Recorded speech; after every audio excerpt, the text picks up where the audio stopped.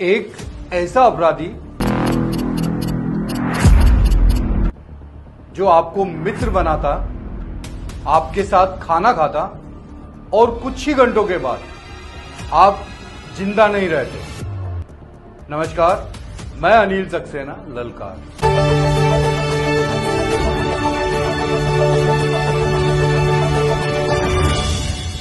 क्या सिर्फ दिमाग और धोखे के दम पर कोई इंसान कई देशों में मौत का खेल खेल सकता है?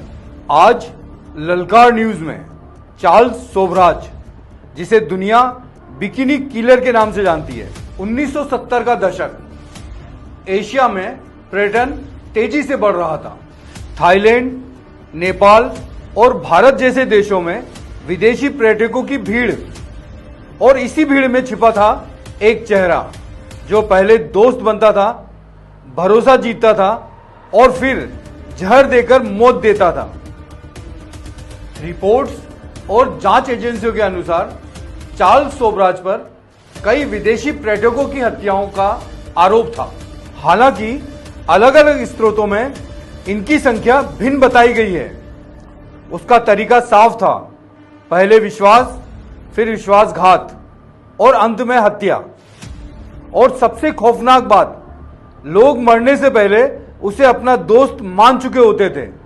चार्ल्स सोबराज सिर्फ एक अपराधी नहीं था, वह चलता फिरता फर्जी पहचान तंत्र था। कई नकली पासपोर्ट, अलग अलग देशों में अलग नाम, और हर बार कानून से एक कदम आगे।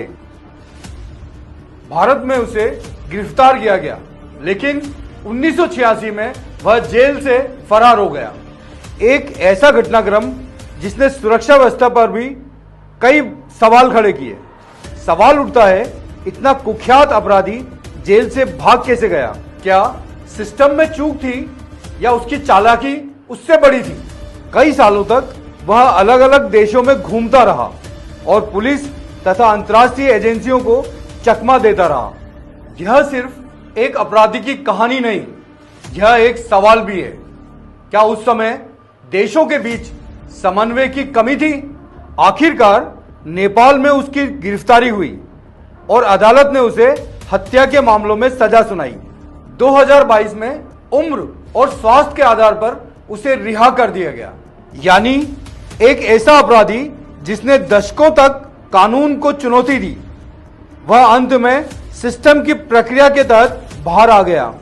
जहां वीरप्पन बंदूक के दम पर जंगलों में डर बनाता था, श्री प्रकाश शुक्ला ने सिस्टम को खुली चुनौती दी।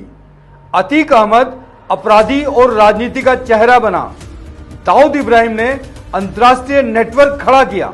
वहीं चार्ल्स सोबराज ने दिखाया, सबसे खतरनाक हथियार बंदूक नहीं, इंसान का दिमाग भी हो सकता है।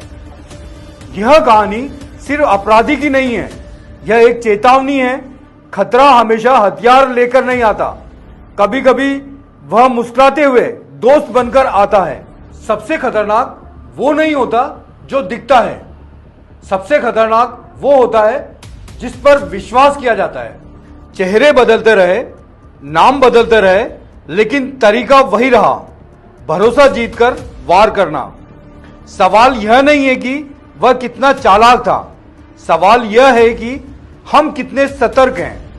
ललकार पूछता है, क्या हम ऐसे चेहरों को पहचानने के लिए तैयार हैं?